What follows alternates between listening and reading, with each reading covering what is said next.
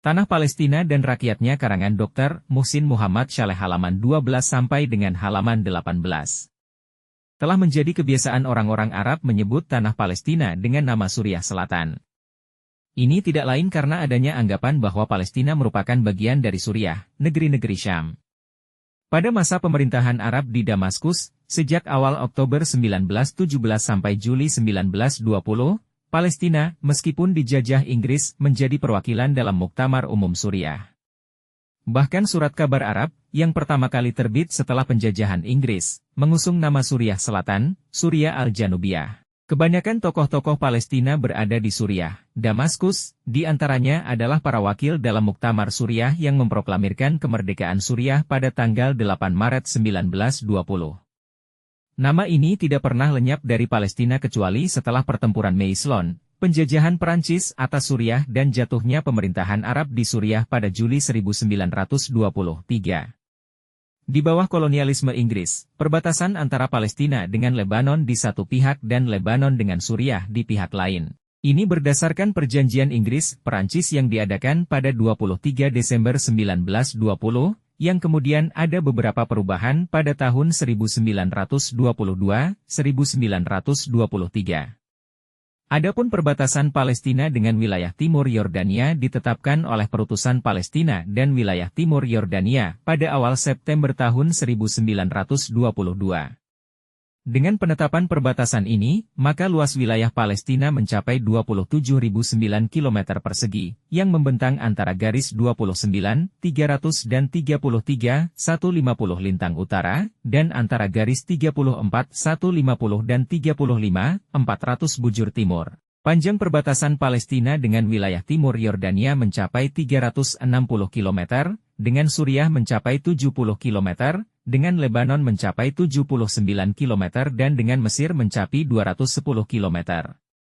Sedang pantai Palestina di Laut Tengah panjangnya mencapai 224 km. Geografi Palestina. Relief tanah dan iklim. Secara mendasar, wilayah Palestina mungkin dapat kita bagi, dengan memotong garis bujur, menjadi 3 wilayah, yaitu wilayah pinggiran pantai, dataran tinggi pegunungan yang menyebar di hampir seluruh wilayah Palestina dan Galur Yordan, wilayah dataran rendah Yordan.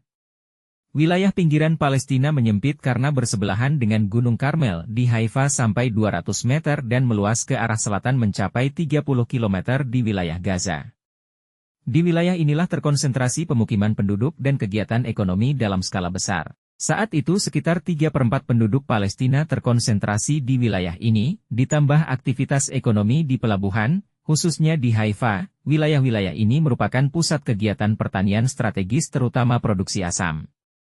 Adapun dataran tinggi di wilayah tengah Palestina meliputi pegunungan Nablus, Al-Halil, Hebron, dan perbukitan Negev yang tingginya mencapai 1000 meter. Kemudian Gunung Halhul mencapai 1020 meter, Gunung Jurzaim dan Aibal mencapai 940 meter. Dan di rangkaian pegunungan El Jalil di wilayah utara Palestina, di sana terdapat gunung tertinggi di Palestina, menjulang Gunung El Jurmek yang tingginya mencapai 1208 meter. Di wilayah dataran tinggi ini berkembang sejumlah kota-kota penting Palestina seperti Al-Quds, Jerusalem, Nablus, El Halil, Hebron, Bethlehem dan Ramallah. Meskipun wilayah-wilayah ini terbuka, namun sejak ribuan tahun tetap menjadi markas penduduk yang bercirikan pedesaan. Sebagian besar wilayah, tanahnya subur, bagus untuk pertanian. Para petani Palestina memanfaatkannya memproduksi kacang-kacangan, sayuran, pertanian zaitun, cerom, perkebunan buah badam dan ditambah lagi padang gembala ternak.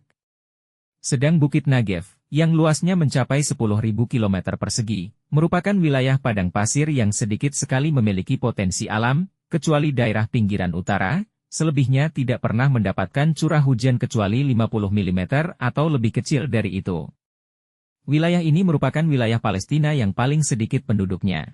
Adapun wilayah dataran rendah, Galur, Yordan, luasnya membentang 460 km dari kaki Gunung Syaih, sebelah utara, sampai Teluk Akabah, sebelah selatan, membentang sepanjang garis perbatasan Palestina-Yordania.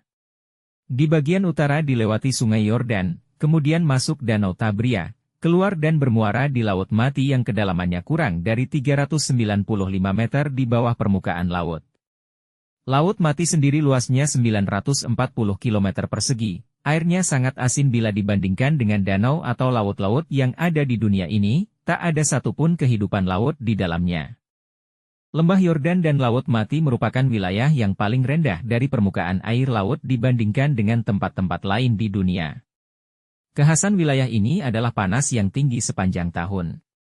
Penduduknya bertani kurma, pisang dan sayuran. Di wilayah ini terdapat kota tertua dalam sejarah Palestina, yaitu kota Jericho, Ariha, yang sudah berkembang pada tahun 8000 SM.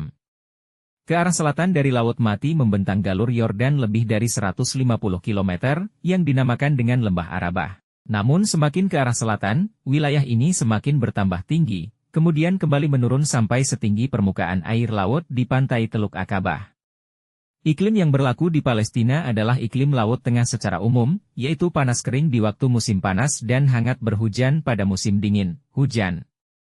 Curah hujan berkisar antara 600-800 mm setiap tahun di wilayah dataran tinggi El Jalil, Nablus dan Halil, Hebron. Di wilayah pinggiran pantai, semakin ke selatan curah hujan semakin turun, mulai dari wilayah Karmel yang bercurah hujan 800 mm per tahun sampai di Rafah yang bercurah hujan tinggal 150 mm per tahun.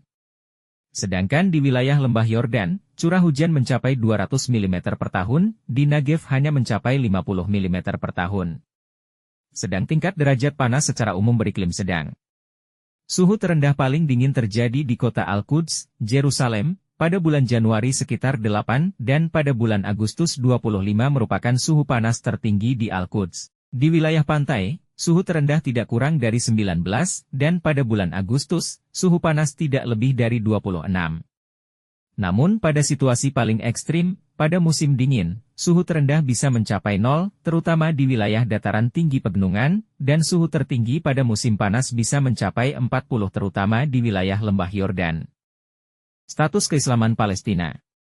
Tanah Palestina memiliki status yang cukup istimewa dalam persepsi Islam, status yang membuatnya menjadi pusat perhatian kaum muslimin dan menjadi tambatan hati mereka. Berikut kami isyaratkan beberapa poin yang menjadikan Palestina memiliki status istimewa dalam Islam. 1. Di Palestina ada Masjid Al-Aqsa Al-Mubarak. Masjid Al-Aqsa merupakan kiblat pertama kaum muslimin dalam sholat mereka. Selain itu, Al-Aqsa dianggap sebagai masjid ketiga baik status maupun kedudukannya setelah Masjidil Haram dan Masjid Nabawi. Disunahkan untuk pergi dan mengunjunginya. Sholat di dalamnya dilipat gandakan sampai 500 kali sholat di masjid lain. Dari Abu Hurairah radhiyallahu anhu, dari Nabi Shallallahu alaihi wasallam bersabda, tidak boleh memaksakan perjalanan kecuali pergi ke 3 masjid, Al-Masjidil Haram, masjid saya ini, Masjid Nabawi Pet, dan Al-Masjidil Aqsa. Rasulullah Shallallahu alaihi wasallam bersabda, sholat di Masjidil Haram sebanding dengan 100.000 kali sholat, dan sholat di masjid saya sebanding dengan 1.000 kali sholat, dan sholat di Baitul Maqdis, Masjidil Aqsa, sebanding dengan 500 kali sholat. Diriwayatkan dari Al-Barra bin Azib radhiyallahu anhu, bahwasanya Nabi Shallallahu alaihi wasallam ketika pertama kali tiba di Madinah adalah mengunjungi kerabatnya, keluarga ibunya, Pen, dari Ansyar, bahwasanya beliau sholat menghadap ke arah Baitul Maqdis. Imam Tabari dalam kitab tarikhnya meriwayatkan dari Qatadah berkata, mereka, kaum muslimin Madinah, sholat menghadap ke arah Baitul Maqdis, sedang Rasulullah Shallallahu alaihi wasallam waktu itu berada di Mekah belum hijrah. Ketika Rasulullah Shallallahu alaihi wasallam hijrah ke Madinah, beliau sholat menghadap ke arah Baitul Maqdis selama 16 bulan, kemudian setelah itu kiblat berubah ke arah Ka'bah Baitul Haram. Diriwayatkan dari Abu Dzar Al-Ghifari radhiyallahu anhu berkata, saya bertanya kepada Rasulullah Shallallahu alaihi wasallam tentang masjid yang pertama kali dibangun di atas bumi, beliau bersabda, Al-Masjidul Haram. Saya bertanya, kemudian apa lagi? Beliau menjawab, Al-Masjidul Aqsa. Dan dari Maimunah, hamba sahaya yang dimerdekakan Rasulullah Shallallahu alaihi wasallam, radhiyallahu anhu berkata, wahai Rasulullah berikan fatwa kepada kami mengenai Baitul Maqdis. Maka Rasulullah Shallallahu alaihi wasallam bersabda, datangilah ia dan syalatlah kalian di dalamnya. Sekiranya kalian tidak bisa datang dan sholat di sana maka kirimlah minyak untuk pelita-pelitanya. Diriwayatkan dari Ummul Mukminin Ummu Salamah radhiyallahu anha, bahwasanya dia mendengar Rasulullah Shallallahu alaihi wasallam bersabda, barang siapa memulai haji atau umrah dari Masjidil Aqsa sampai ke Masjidil Haram, maka diampuni dosa-dosanya yang telah lalu dan yang akan datang, atau dalam riwayat lain, dia berhak mendapatkan surga. Kemudian beliau bersabda, Allah merahmati orang yang berihram dari Baitul Maqdis, yakni ke Mekah. 12 juga diriwayatkan oleh Al-Baihaqi dan Ibnu Hibban di dalam kitab syahihnya yang lafadznya. Saya mendengar Rasulullah Shallallahu Alaihi Wasallam bersabda, barang siapa memulai umrah dari Masjidil Aqsa, diampuni dosanya yang telah lalu dan yang akan datang.